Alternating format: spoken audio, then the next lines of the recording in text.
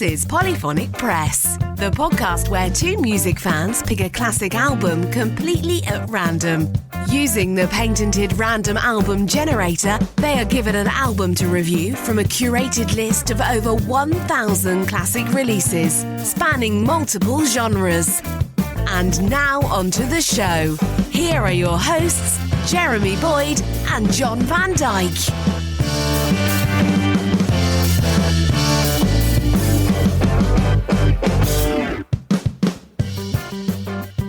Hey, welcome to Polyphonic Press. I'm Jeremy Boyd. And I'm John Van Dyke. And let's not waste any time. We've got the patented random album generator right in front of us here. So let's hit the button and see what album we're going to be listening to this week. The album you will be reviewing this week is The Dark Side of the Moon by Pink Floyd. Oh boy, I've never heard this before. But it is brilliant, so... Okay, so this is the description of the album. It says, one of the most iconic and influential albums of all time, The Dark Side of the Moon by Pink Floyd is a progressive rock masterpiece that explores themes of time, mental illness, greed, death, and the human experience. Released in 1973, the album is known for its seamless flow, with each track blending into the next, creating an immersive sonic journey. Musically, it features lush synthesizers, soaring guitar solos, ethereal vocal harmonies, and groundbreaking use of studio effects. Tracks like Time, Money, and Us and Them have become timeless classics, while the haunting beauty of The Great Gig in the Sky and the hypnotic pulse of Breathe showcase the band's sonic experimentation. Lyrically and thematically profound, The Dark Side of the Moon resonates with listeners on an emotional and philosophical level. Its iconic prism cover art, designed by Storm Thorgerson, has become one of the most recognizable images in music history.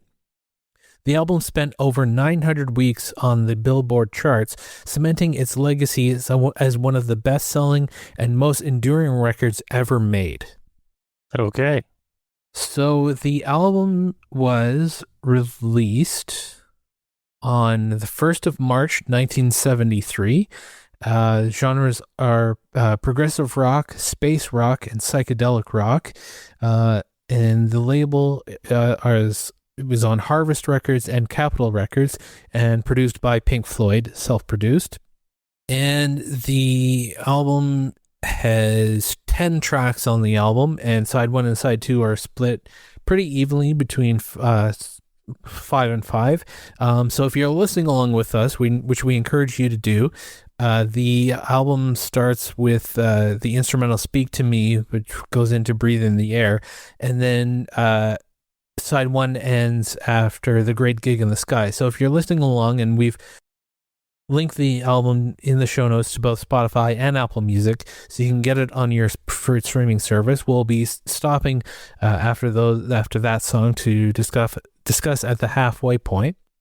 Okay, all right, so here we go. Here's the first track, Speak to Me. So here we go.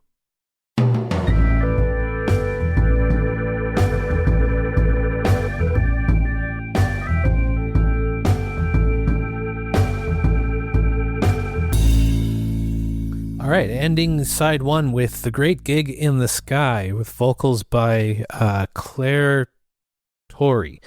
I want to make sure she gets credit for that, because that was amazing. Yeah. Yeah, completely improvised by her, by the way. Yeah. I mean, this is Dark Side of the Moon. I mean, what can you say about it? I mean, to me, this is what, like when the Beatles did Sgt. Pepper they were really one of the first artists to have an album with a theme. Mm-hmm. Them and the Moody Blues as well. The Moody Blues, yeah. And this is sort of like that was sort of the beginning of that sort of paradigm shift of what an album could be. And I feel like this is sort of the peak of, oh shit, this is an album that's a piece all self-contained. and there were no singles released from this album. A lot of popular songs, but there were no singles released for this album. No, the album itself was very popular on FM radio, though. But on FM radio back in the 70s, that was the beginning. They were very underground at the time. It had that clearer sound because the pop radio was still AM radio, and it was still like sound like transistors and whatever. But this high fidelity FM radio came in, and they really, I don't know, they had the freedom to do whatever they wanted, and they would play this album in full, amongst other things as well. But this was one of the big ones, and it got huge. This is an album that I'm familiar with. I think it was one of the first, when I was sort of getting into music as a young teenager, this was one of the first albums. It's like, I'd always heard about it, but it's like, okay, I'm going to buy this album on CD and I'm going to listen to it. It's like, and it's one of those albums that really sort of informed my taste in music from an early age. I can't say it's one of my earliest development records, but it definitely back in high school. That's when I started. Well, that's what I mean. Like, yeah, in high school, that's when I discovered it. When I started digging through my dad's old record collection, and this was amongst it, of course. Amongst the Led Zeppelin and the Jimi Hendrix and the all sorts of stuff. But yeah, this album absolutely came on, and it's an emotional journey. It really is, and it's sort of. It tells the story of a human life in sort of an abstract way. It's sort of like, obviously the beginning of Breathe is sort of like the birth. And then On the Run is like, your childhood running around, and then time is, you're getting a little older, you realize how precious time is. And well, The Great Gig in the Sky is sort of death, but it touches on other aspects throughout the second half of the album. I guess the first half is sort of like the basic sort of, these are the outlines, or these are the major points in life, and then money. I know money is more like, okay, this is the stuff you have to deal with in life. And I think maybe the second half is more about that.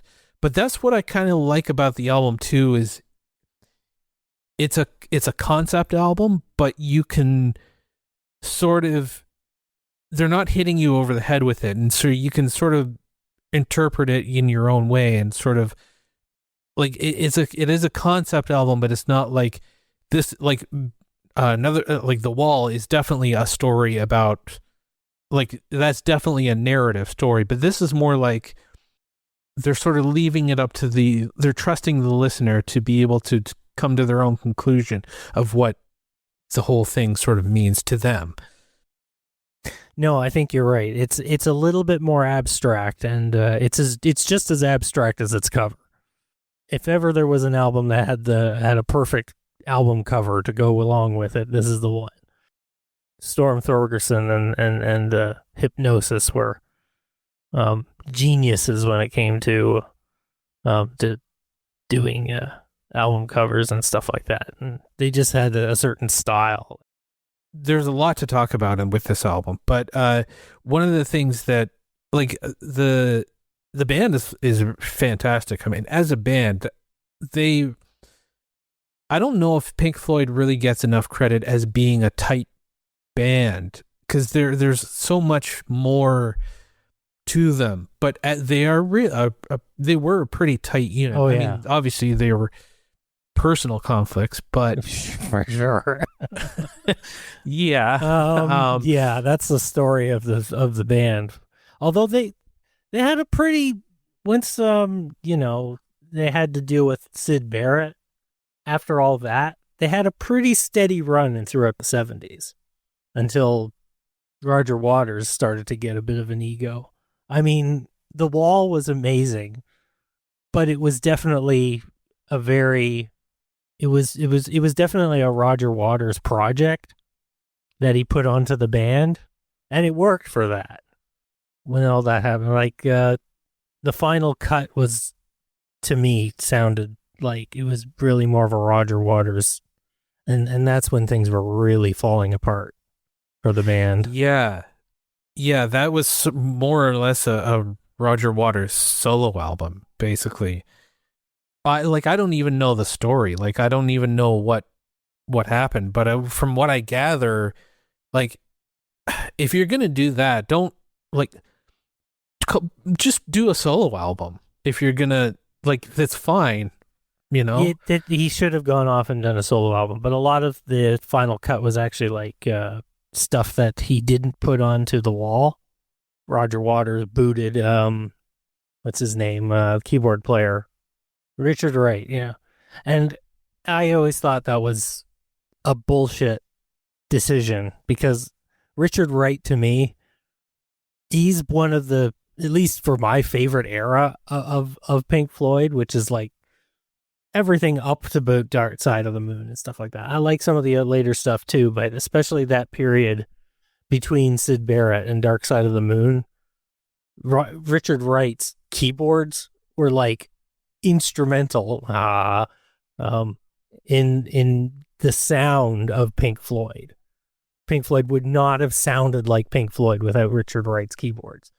It just wouldn't have. And I just find booting him from the band was like a major slap in the face. Well, yeah. I mean, I listening to this, listening to On the Run. Yeah, exactly. Which is all keyboards. It's all keyboards. That was also a lot of what's the engineer's name? Alan Parsons. Alan Parsons, thank you. Yeah, that was a lot of his work in that one too. He was a bit of a the Alan Parsons Project, if you ever listen to, especially I, Robot, that's the one that gets me, is a really good album. But before he was doing that, he would experiment sometimes in the studio. This is at Abbey Road.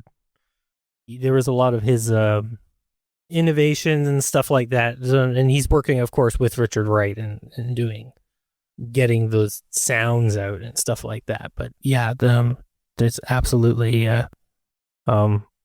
his what's the word I'm looking for? Imagination leaks into it as well. It's almost like he was another member of the band for this album or something like that. It's sort of interesting. Yeah, that's what I'm like the obviously, like, David Gilmour, his guitar playing is unbelievable, especially that guitar solo on Time is just it's so emotional. The tone too is just like, whoa. Yeah, but the keyboards on this and the synthesizers and what have you, that's the sound of the album. That's sort of where it's sort of centered. That sort of Fender Rhodes sound is all over this album, and that's Richard Wright again too. And like, he was known for playing a Farfisa for a lot of the Pink Floyd, right up to this. But then this, I think it's a Hammond, and I might be wrong for that, but there's definitely sort of like a Hammond-like organ in this, plus that Fender Rhodes sound. And one of the things that I'm noticing on this album is, like, I've heard this album, a number of times, but and I will always say, well, yeah, that's an album from the 70s, but it sounds more timeless than that. It sounds 70s, but in a timeless kind of way. And I don't know if that's just because it's Dark Side of the Moon. Well, it doesn't sound like anything else. Like, it doesn't sound like the 70s. It doesn't sound like it doesn't sound like the 80s. It doesn't sound ahead of its time. It's not a throwback. It's its own thing. It sounds like Pink Floyd in the 70s, but it doesn't really use a lot of 70s tropes. There's like maybe something here and there just because of the time period in which it was recorded in. Yeah, it doesn't have like 70s production. Like, I mean, the drums don't sound like that dry 70s. Like the intro to Time, the drums are like washed in reverb, but it's not like a gated reverb. It's not a gated. It's not even like, it sounds like it's in there. It sounded like they were recorded in a sewer, like underground in a big round metal. It's sort of a John Bonham approach. Well, not even that. It sounds different. It sounds different than even that. It sounds different than that too, but it's closer to that. Well, so I did manage to find quite a few facts about the album. There's lots out there. There's a whole lot. So we'll go through them and see if we get bored by this. But there's quite a bit of information here. So one of the biggest known things about the album is that it had a record-breaking chart performance, and it spent 962 weeks, which is over 18 years, on the Billboard 200 chart, making it one of the longest charting albums in history. So that means that this was released in 1973, and it didn't leave the charts until 1991. Just about in time for the Division Bell. Yeah, basically. I know. And everything that happened with the Pink Floyd in all that time. So has groundbreaking sound design. The album used innovative recording techniques, including tape loops, synthesizers, and spoken word snippets from interviews with roadies and staff at Abbey Road Studios. Did you know that Paul and Linda McCartney were also interviewed during this because they were hanging around? Yeah, I did know that. Yeah, Paul McCartney I think he was recording something. I think it wasn't Band on the Run, but it was another Wings album. Yeah, he was recording at the time. Yeah, the heartbeat bookends the album. The album begins and ends with the sound of a heartbeat, symbolizing the cycle of life and death, a central theme of the record. Oh, this is interesting. I don't know if you knew this. The iconic Prism cover almost didn't happen. Yes. The famous Prism artwork designed by Storm Thorgerson was chosen over another proposed cover featuring a photograph of the Silver Surfer from Marvel Comics. I don't think that would have worked as much. Well, probably not. I guess ultimately why they settled on this, but this is so iconic. It's hard to imagine the other, but if the Silver Surfer had been the cover for this, would it have been considered as iconic? And I honestly don't think it would have been. Probably not. No. I know they say, don't judge a book by its cover, but this album needed an iconic cover. It really did. And it really got one. Yeah. And the album's legendary sound was partly due to Alan Parsons, which we discussed before, who was the recording engineer. His work on The Dark Side of the Moon helped him gain recognition, later leading his own music career with the Alan Parsons Project. Yep.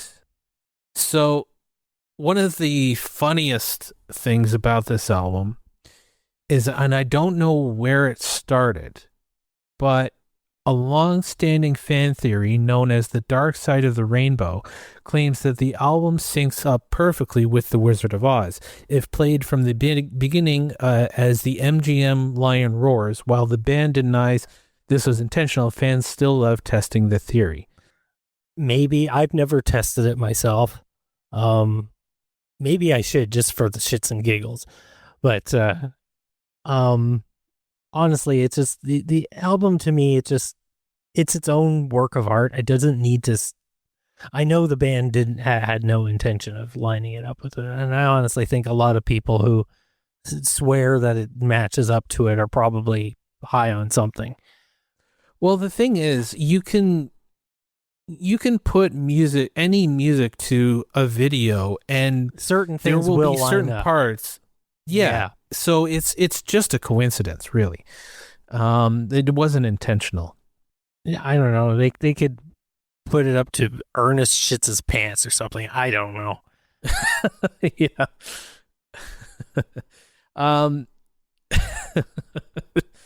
Yeah, that's not a movie. No, it's Ernest Shits.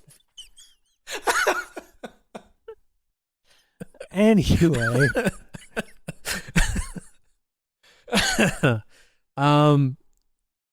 There I could go on, but basically the album even today sells hundreds of thousands of copies every year, proving its lasting impact on music and culture. I mean, what can you say about the album that hasn't already been said? I mean, it's honestly, I do think it's one of the best albums that we've looked at so far on this list. And maybe I'm biased, but it just, I don't know. This is a masterpiece. And we haven't even gotten to the second half of the album and anything, but I've already, I already I know this album backwards and forwards. And it is a masterpiece. And even amongst like Pink Floyd albums, it was always sort of, it's not the cool one to say, oh yeah, that's my favorite Pink Floyd album amongst like Pink Floyd fans. But it honestly is, just because there was magic in the studio that day that made this happen. I mean, I love the rest of Pink Floyd's catalog and stuff like that, especially the stuff between this and I love the Syd Barrett stuff too. It's a completely different animal, but it's wonderful. Some of the stuff they didn't even release until like decades later. It's just like, because they would put it on and they would roll on the floor laughing because this stuff was so strange. Like, scream thy last scream, old woman with a casket. Blam, blam, your point is pointless. It's just, I can't remember all the lyrics to this. Anyway, I guess we'll get into the second side of the album. But before we do that, let's hear from our friends over at the Astroverts podcast. So check those guys out.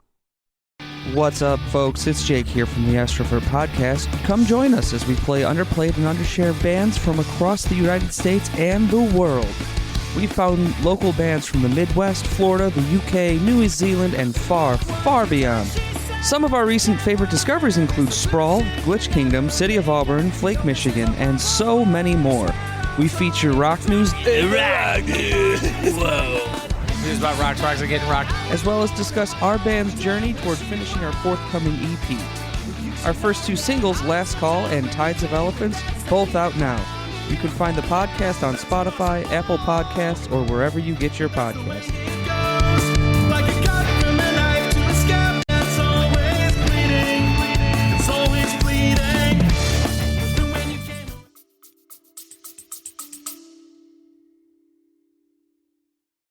The podcast, Taking It Down, understands the working class person has a mind, can criticize, loves to think, knows there is more to a TV show and to a movie than first watch, yet may lack the time for more than just the show or the film. For what's worth your valuable time, Taking It Down begins each week with a non-spoiler section.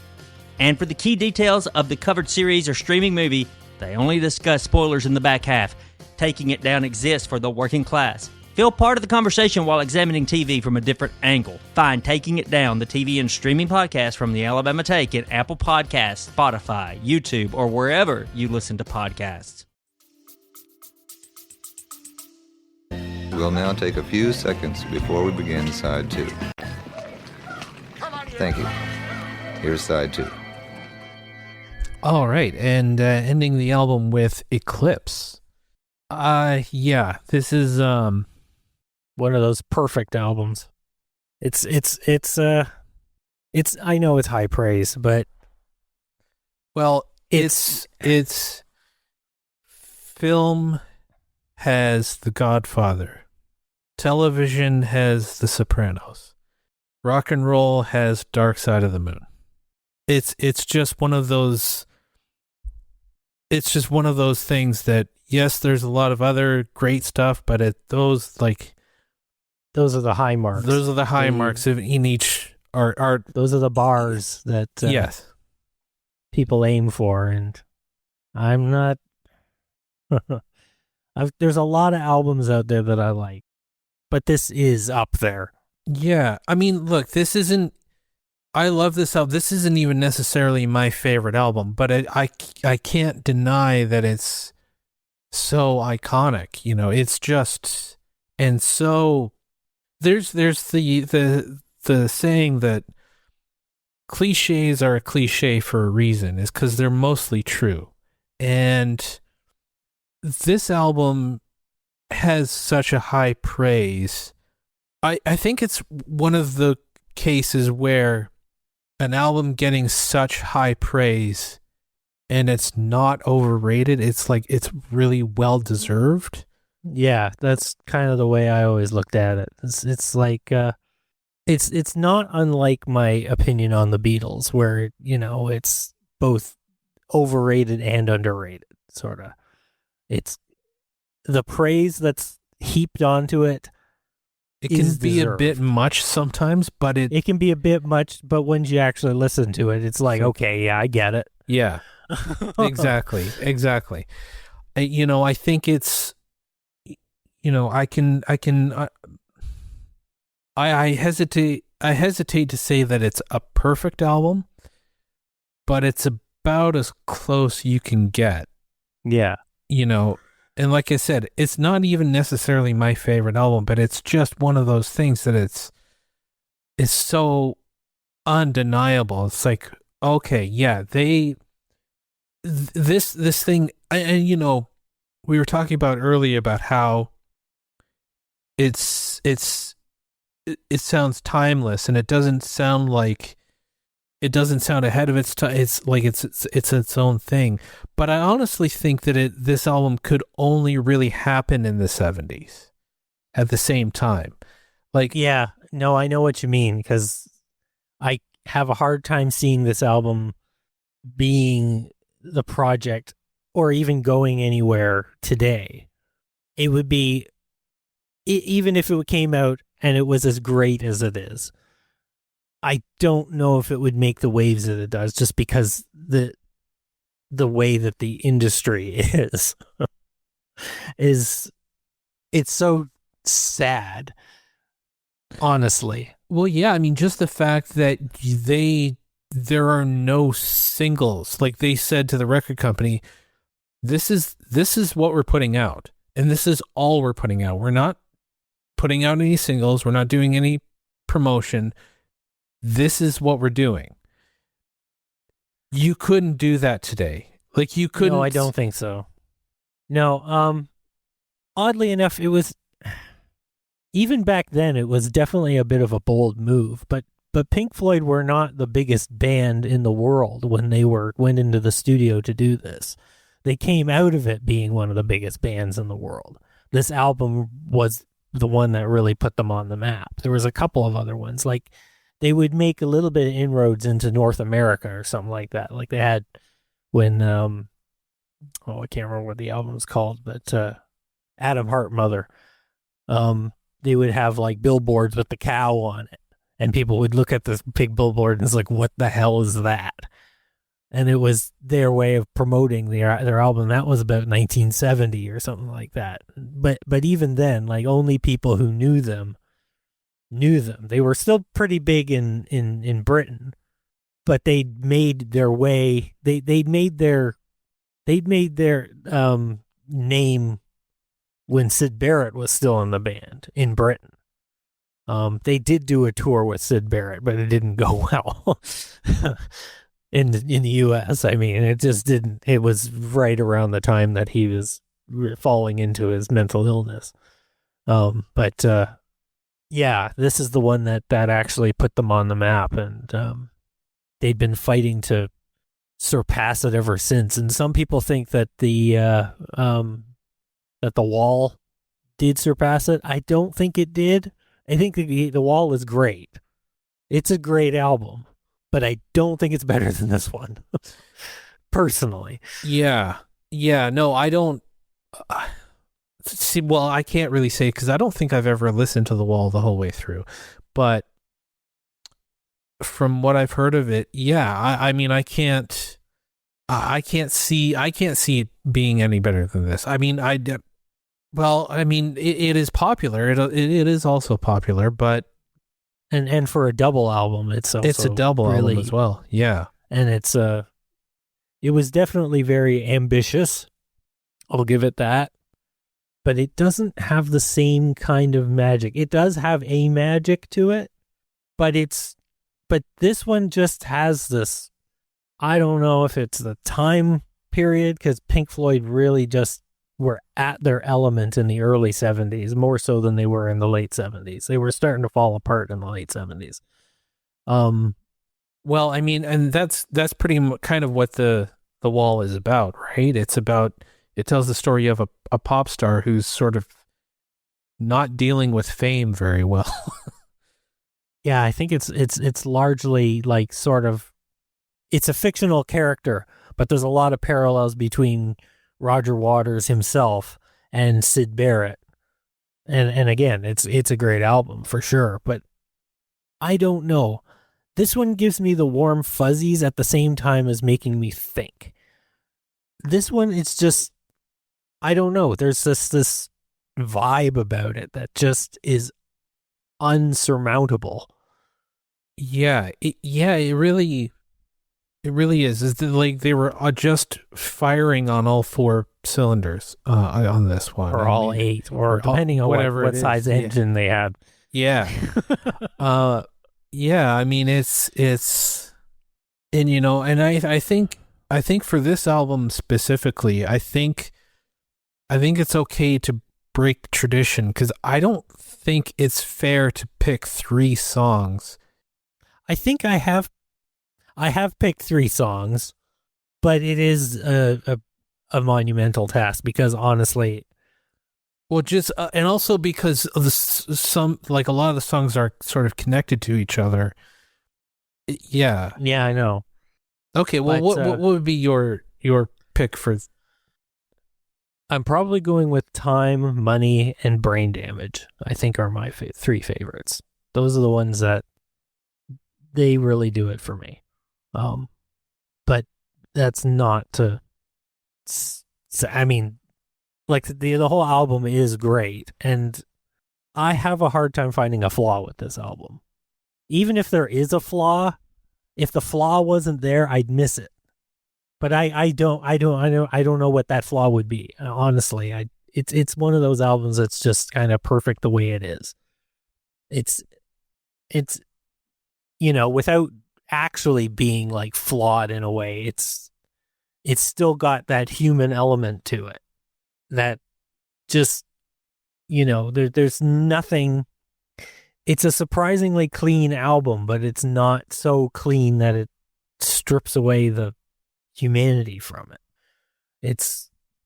It hits that sweet spot of being like really, really just, I don't know exactly how they managed to do it, but they hit that sweet spot between clean but human. Yeah. Yeah, I know exactly what you mean.